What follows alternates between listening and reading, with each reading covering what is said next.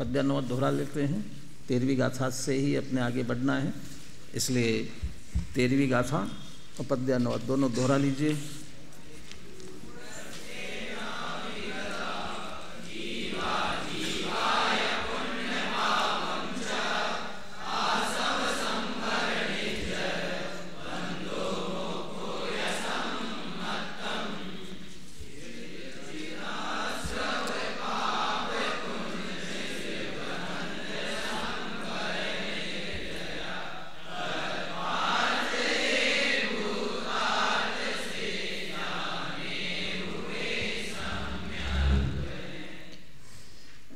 निश्चय सम्यक दर्शन की चर्चा, और जैसे नाचार्य के अनुसार विस्तार रुचि वाले शिष्य के लिए यहाँ से समय सार प्रारंभ हो रहा है। तो समय सार में किन किन अधिकारों के क्रम से वर्णन करेंगे, उन अधिकारों के नामों का उल्लेख भी है। निश्चय सम्यक दर्शन की बात करें इस 13वीं गाथा के, इसमें जो निश्चय सम्यक दर्शन का स्वरूप बताया, क्या निश्चय सम्यक दर्शन का स्वरूप दिया कि भूतत्थेणाभिगता, भूतार्थ से जाने हुए नौ तत्व ये सम्यक्त्व है। तो भूतार्थ से नौ तत्वों को कैसे जानना, विस्तार से चर्चा हो चुकी है अपनी। क्योंकि भूतार्थ शुद्ध ने, जो कि वास्तव में परम शुद्ध निश्चय ने है, उस परम शुद्ध निश्चय ने का विषय तो एक शुद्ध आत्मा बनता है। तो उससे नौ तत्वों को कैसे जाना जाए, तो सारी चर्चा टीका में विस्तार से हो चुकी है। अपने दोहराने में आवे फिर से, इसके लिए पंडित जयचंद जी छाबड़ा का भावार्थ अपन पढ़ते हैं। उसमें अपने आप ये बात आ जाएगी कि भूतार्थ से नौ तत्वों को जानने का अर्थ क्या है। 151 पेज पर नीचे नीचे, इन नौ तत्वों में शुद्ध नय से देखा जाए तो जीव ही एक चैतन्य चमत्कार मात्र प्रकाश रूप प्रकट हो रहा है। ये शुद्ध नय से देखना। नव तत्वगतत्वेपि यद एकत्वम न मुंचति, जिसने वह एकपणा नहीं छोड़ा है, वो देखना नौ तत्वों को कह रहे हैं। लेकिन यदि शुद्ध नय को मुख्य कर दिया तो नव तत्व नहीं दिखेंगे, उसमें जो एक चैतन्य रूप अपना आत्मा है वो वही प्रकाशमान है। इसके अतिरिक्त भिन्न भिन्न नव तत्व कुछ भी दिखाई नहीं देते। जब तक इस प्रकार जीव तत्व की जानकारी जीव को नहीं है, तब तक वह व्यवहार दृष्टि है। जीव तत्व की जानकारी किसको नहीं है? जीव को नहीं है। अरे इन नव तत्वों में से जिसमें है अभी जहाँ है और है, उसके बाद में विचार करता है कि संवर निर्जरा से मोक्ष तक हमें आगे बढ़ना है, मुझे संवर निर्जरा करनी है और मुक्ति प्राप्त करनी है। उन तत्वों को भी अपने रूप में मानता है, लेकिन उन नौ तत्वों में मैं ही हूँ, जीव तत्व ही हूँ।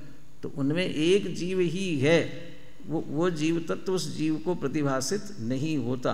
और क्या दिखाई देते हैं? नौ तत्व दिखाई देते हैं। तो ये यदि नौ तत्व भिन्न भिन्न दिखाई दे तो समझ लेना चाहिए बहिर्दृष्टि है, वो व्यवहार दृष्टि है। क्या करता है? इसलिए वो भिन्न भिन्न नौ तत्वों को मानता है। जीव पुद्गल की बंध पर्याय रूप दृष्टि से यह पदार्थ भिन्न भिन्न दिखाई देते हैं। कौन से पदार्थ भिन्न भिन्न दिखाई देते हैं? ये नौ तत्व। कभी इनको नौ तत्व कहते हैं, कभी पदार्थ भी कहते हैं ना।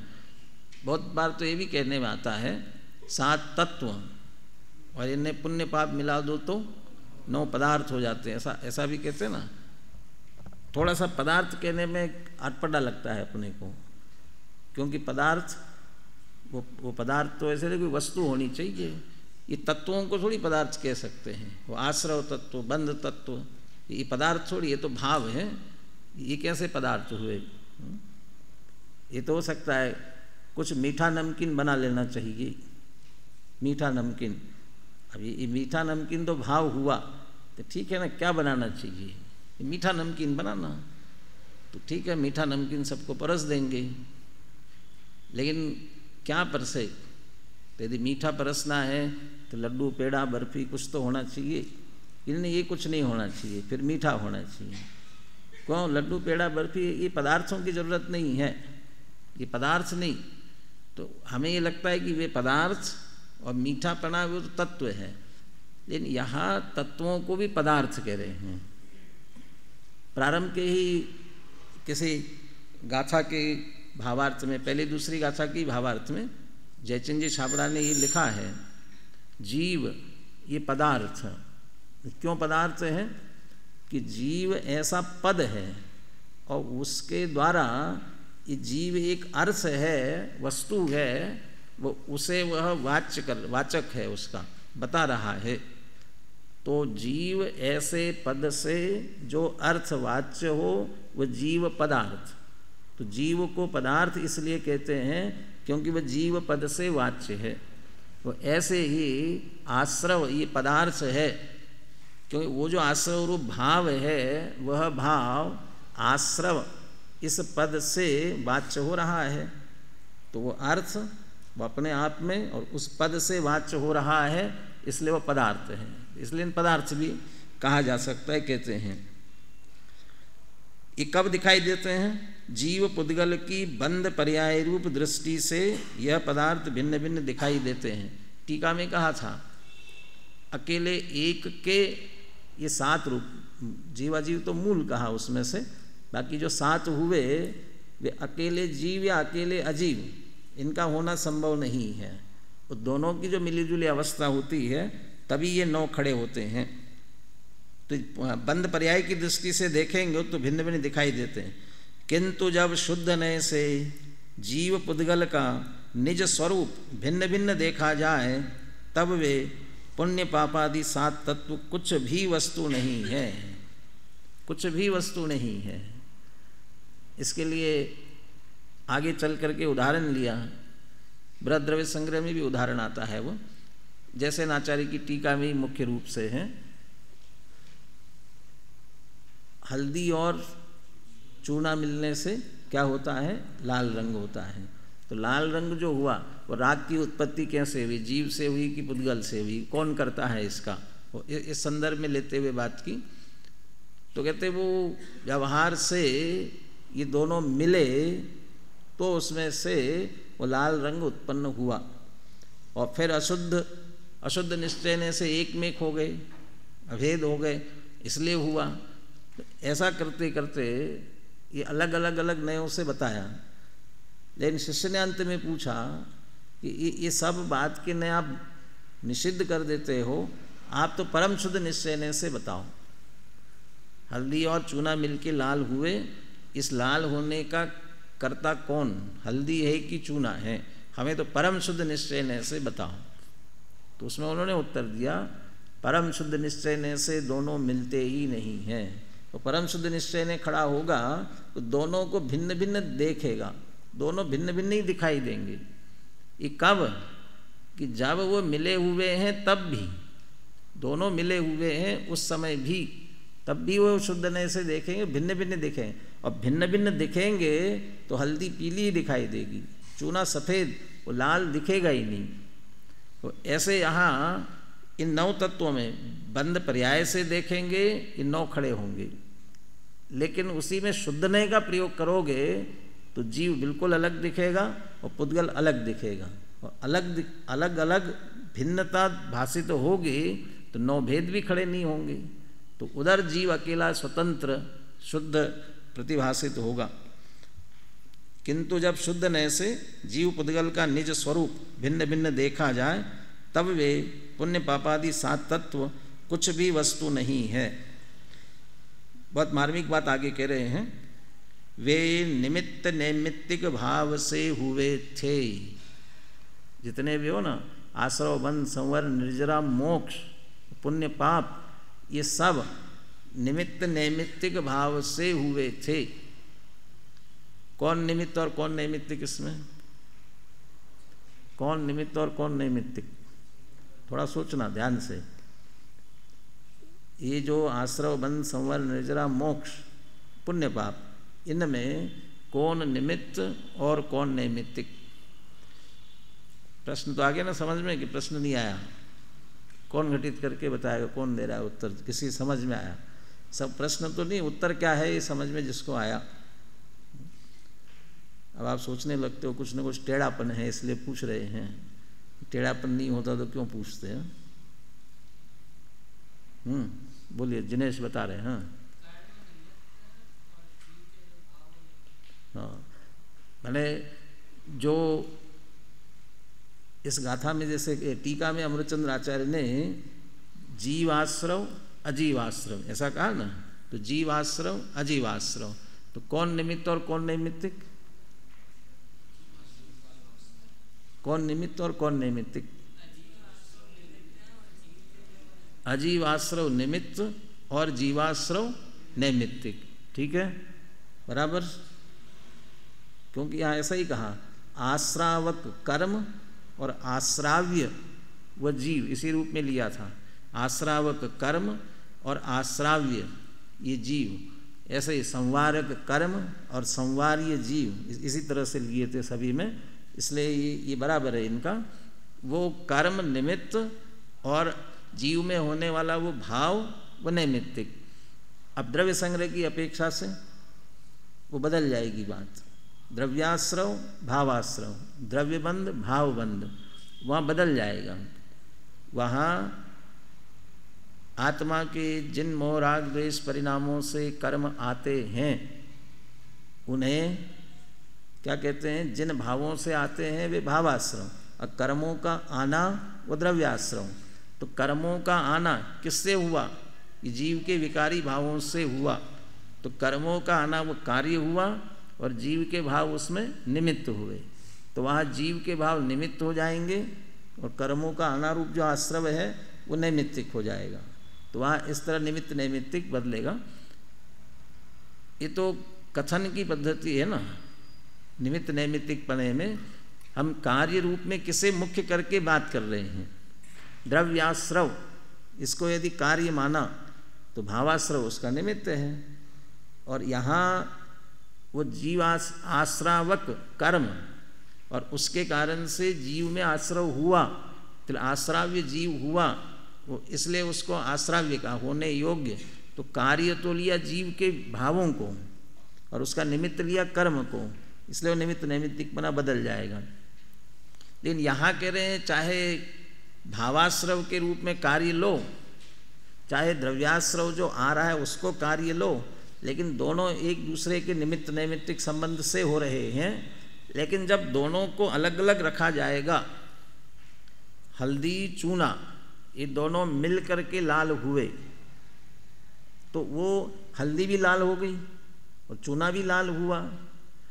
10 ग्राम हल्दी 10 ग्राम चूना इनको मिलाया तो जो मिश्रण होगा वो कितने ग्राम का होगा? 20 ग्राम का। तो 20 ग्राम में पूरा लाल हुआ ना। तो उसमें 10 ग्राम चूना 10 ग्राम हल्दी थी, तो 10 ग्राम हल्दी क्या हुई? वही लाल हुई। 10 ग्राम चूना क्या हुआ? कि वही लाल हुआ। अब वो चूना लाल हुआ वो किसके कारण से? वो हल्दी के निमित्त से।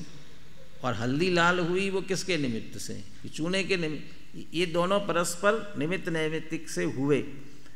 अब कहते ये दोनों यदि मिले ही नहीं तो क्या होगा? वो लालपना कैसे होगा? लालिमा कहाँ से आएगी? तो लालपना खड़ा ही नहीं होगा। तो ये निमित्त नैमित्तिक भाव से जो हुए, यदि वह निमित्त नैमित्तिकपना नहीं रहा तो वे भाव नहीं होते हैं। तो जितने आश्रव से लेकर पुण्य पाप, आश्रव से लेकर अब पुण्य पाप क्रम लगा लेना उसमें, ये सातों जो हैं जीव अजीव को मुख्य कह के अलग कर लिया है, वे सातों ही निमित्त नैमित्तिक भाव से हुए। और शुद्ध नहीं कहता है किसी में निमित्त नैमित्तिक संबंध होता ही नहीं है। नास्ति सर्वोपि संबंधा परद्रव्य आत्म तत्वयो, कोई संबंध होता ही नहीं है। अब दोनों में जब संबंध हो ही नहीं रहा है तो आश्रवबंध कहाँ हुआ? और आश्रवबंध नहीं हुआ तो संवर निर्जरा कहाँ से आएंगे? संवर निर्जरा नहीं तो मोक्ष कहाँ से होगा? तो इसलिए कुछ है ही नहीं। तो ये सब निमित्त नैमित्तिक भाव से हुए थे। इसलिए जब वह निमित्त नैमित्तिक भाव मिट गया तब जीव पुद्गल भिन्न भिन्न होने से अन्य कोई वस्तु सिद्ध नहीं हो सकती। तो कहाँ मिट गए? कहाँ मिटे? हमारी दृष्टि में मिटे हैं।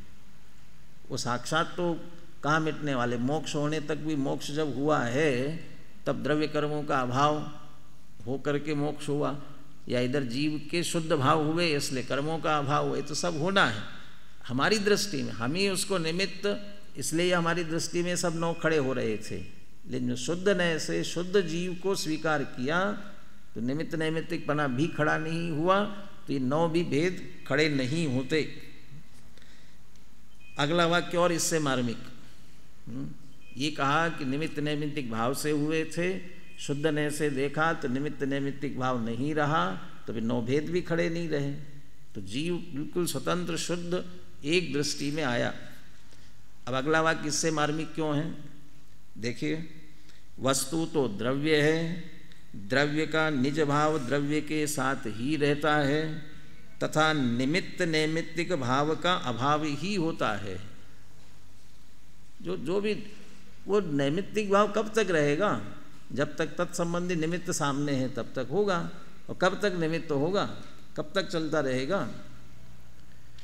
आश्रव भाव को अशरण इसीलिए तो कहा, आगे कहा ना कर्ता कर्म अधिकार में, आश्रव भाव अशरण है, अनित्य है, तो अशरण क्यों कहा? कोई नहीं रोका जा, जब तत्संबंधी वो कर्म के उदय से हुआ है ना, वो कर्म का उदय चला गया तो किसी में ताकत नहीं है उस आश्रव भाव को रोक कर रखे, नहीं रोक के रख सकता, तो उसके साथ जुड़ा हुआ है। और उसके सामने जो आत्मा का चैतन्य स्वभाव, क्या भगवान आत्मा का ना, उसके सामने भगवान आत्मा ज्ञान स्वभावी ऐसा जो भगवान परम शरणभूत, ऐसा जो चैतन्य स्वभावी भगवान आत्मा, वो किसके भरोसे टिका है? किसके निमित्त से? उसका निमित्तपना चला जाए तो भगवान आत्मा भी नहीं रहेगा, तो किसके निमित्त से है? ये मूल वस्तु है, वो चैतन्यपना, वो द्रव्य का भाव है, वो द्रव्य के साथ त्रिकाल रहने वाला है। आश्रव भाव कर्म के उदय से आया था, कर्म का उदय चला गया तो खड़ा नहीं रह सकता। ऐसा भी मोक्ष भी तो होगा, मोक्ष तो कर्म के अभाव से आया है, अब कर्म के अभाव का निमित्त होने से मुक्त हुआ। ये निमित्तपना जब तक है तब तक मुक्त रहेगा, और ये निमित्तपना नहीं रहा तो क्या होगा? वो मुक्त जीव जो फिर संसार में आएंगे फिर तो, लेकिन ऐसा होने वाला नहीं है ना। वो जो अभाव हुआ है वो तो सदैव के लिए अभाव हुआ है, अभाव रूप निमित्त है तो हमेशा के लिए अभाव हुआ है, फिर तो खड़ा ही नहीं होने वाला। लेकिन यहाँ तो मूल स्वभाव से बात करते हैं। आत्मा जो चैतन्य स्वभावी आत्मा, उसका चैतन्यपना है, वो द्रव्य का मूल भाव है, तो वो कभी नष्ट नहीं होगा, वो उसी रूप रहेगा। लेकिन ये जो सभी नैमित्तिक भाव हैं, आश्रव बंध संवर निर्जरा, ये निमित्त के कारण खड़े हुए हैं। यदि निमित्तपना चला गया ये भाव भी नहीं रहेंगे। वस्तु तो द्रव्य है, द्रव्य का निज भाव द्रव्य के साथ ही रहता है तथा निमित्त नैमित्तिक भाव का अभाव ही होता है। इसलिए शुद्ध नय से जीव को जानने से ही सम्यक दर्शन की प्राप्ति हो सकती है, क्योंकि बाकी नयों से देखोगे तो भेद दिखाई देंगे, भेदों में जाएंगे तो विकल्प खड़े होंगे, विकल्प खड़े होंगे तो निर्विकल्प अनुभूति नहीं हो सकेगी। मूल गाथा में, मूल टीका में आत्मख्याति शब्द का प्रयोग किया था, आत्मख्याति वो नहीं हो सकेगी। जब तक भिन्न भिन्न नव पदार्थों को जाने और शुद्ध नय से आत्मा को न जाने तब तक पर्याय बुद्धि है। और पर्याय दृष्टि पज्जय मूढ़ा पर समय माने मिथ्या दृष्टि, तो वो पर्याय दृष्टि रहेगी, पर्याय बुद्धि, तब तक मिथ्या दृष्टि रहेगा। और जब शुद्ध नय से उन्हीं में व्याप्त, भले ही उन्हीं में व्याप्त, वो व्याप्तपना दृष्टि में नहीं आएगा, है उनमें व्याप्त, लेकिन वो एक शुद्ध आत्मा विषय बनेगा तो निश्चित रूप से द्रव्य दृष्टि होगी, और द्रव्य दृष्टि होगी तो सम्यक दृष्टि होगा। अब ये जो भाव आया, इसी भाव का अगला कलश। उक्त संपूर्ण कथन से यह निष्कर्ष निकलता है कि नव तत्वों में भी सर्वत्र एक जीव तत्व ही प्रकाशमान है, और शुद्ध नय से उसे जानना ही भूतार्थ नय से जाने हुए नव तत्व है।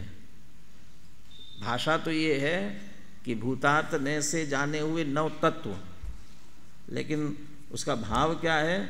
नौ तत्वों को जानेंगे, कौन जानने में आएगा? एक शुद्ध आत्मा जानने, माने जानने में तो आ रहा है एक शुद्ध आत्मा, और कह रहे जाने हुए नौ तत्व। तो उसका तात्पर्य वही लेना, शुद्ध नय से जानना ही भूतार्थ नय से नौ तत्व है, और जिन्हें यहाँ सम्यक दर्शन कहा गया है। अब इसी अर्थ को पुष्ट करने वाला कलश लिखते हैं, उसमें प्रेरणा देते हैं कि हे भव्य जनों, तुम तो नौ तत्वों में प्रकाशमान एक आत्म ज्योति को ही देखो। वहाँ भी एक तरह से 49, 50, 55 तक गाथाओं में भी यही चर्चा चल रही थी। वो भी परमार्थ जीव, चैतन्य चमत्कार मात्र, उसी की बात चल रही थी। यहाँ भी समझ लीजिए वही उसी आत्मा की ही बात यहाँ चल रही है।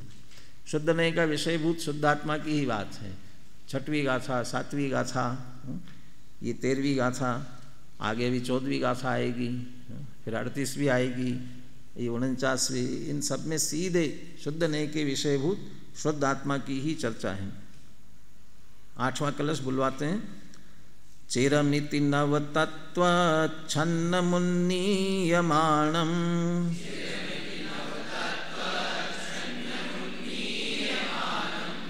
कनकमिव निमग्नं वर्णमाला कलापे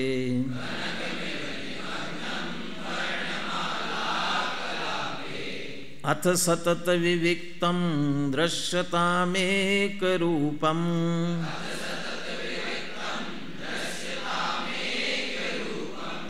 प्रतिपदमिदमात्मज्योतिरुद्योतमानम्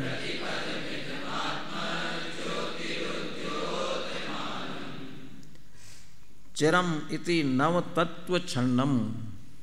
चिरम अनादिकाल से जो नव तत्वों में छुपी हुई है।